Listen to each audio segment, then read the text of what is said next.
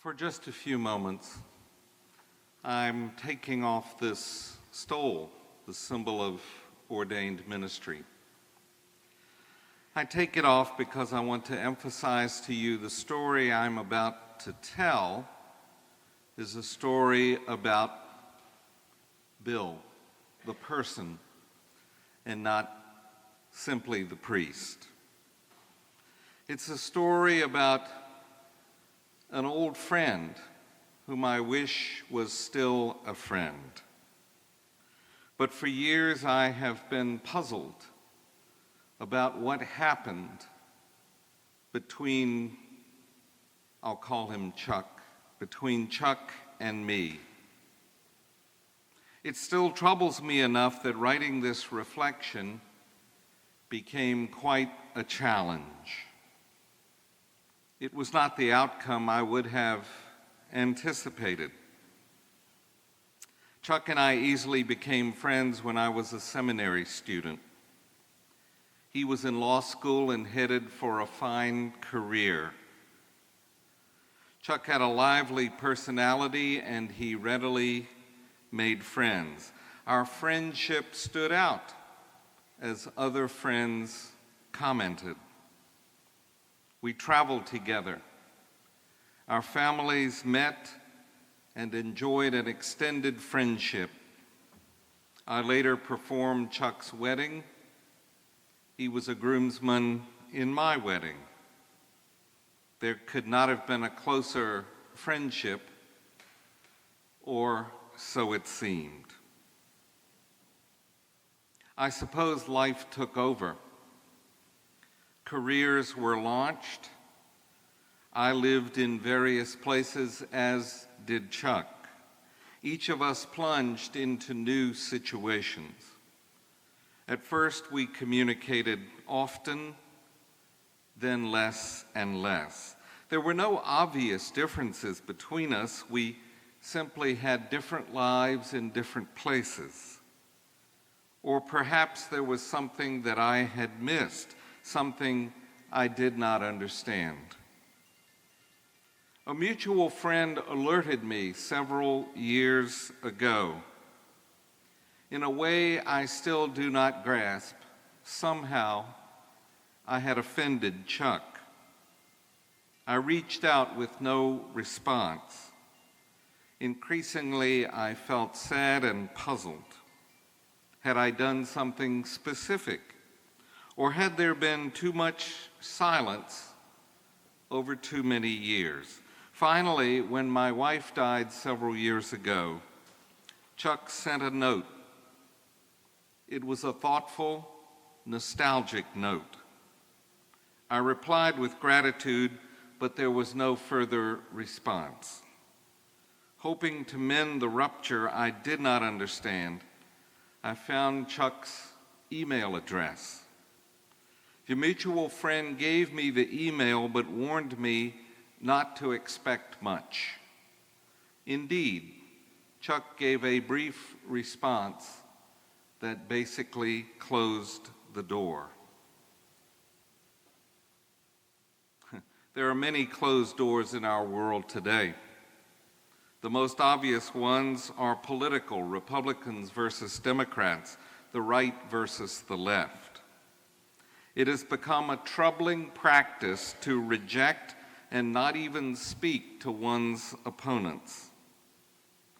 Meanwhile, historic divisions over race and ethnicity have remained the open wounds of American life. Decades of hard work, especially by black and white churches, have brought some healing, but the pain of injustice is not resolved. At the same time, there is alienation in families, between parents and children, sisters and brothers. All of us can cite one or another family divide. The lists of grievances can be long. The depth of hurt can be profound.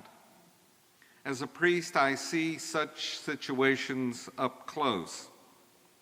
I work hard to overcome what divides people, even as I understand so well in my own way, for I am not immune. Our reading from the Bible this evening, drawn from Matthew's Gospel, is an important reminder of two basic realities. First, sadly, there has always been division among human beings, even among Christians in the early years of the church. Second, in the church, we are not merely a religious institution. We are a very human community. What sets us apart is that we pursue the dream of being reconciled, of living for the possibility of overcoming all that keeps us apart. Christianity points us toward a better way of life.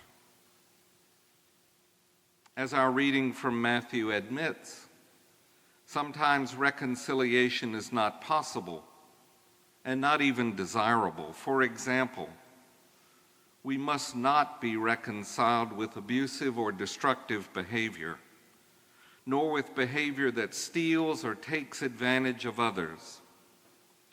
Reconciliation becomes our hope when we admit our fault and together seek to find new and healthy common ground. We must strive for mutual relations characterized by respect and appreciation, sensitivity and courtesy. That is the vision of Matthew. That is Christianity's core intention: to heal all that harms and divides us from each other. It is a daring vision. Can we be reconciled? Can we overcome what divides us? And can we do so in a way that makes life better, healthy, and productive? I believe we can. I have seen it happen. We do so by never letting division become the last word, never ceasing to build bridges. We will not always succeed, and we must never be comfortable with division.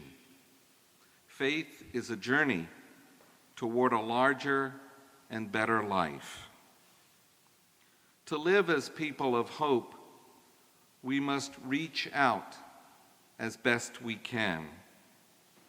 As we try to reach out, we move forward, faith gaining momentum over what holds us back.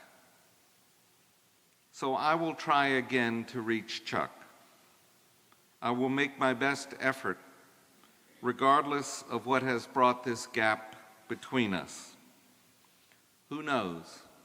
Reconciliation is still possible, and I will try more than ever to be a good priest.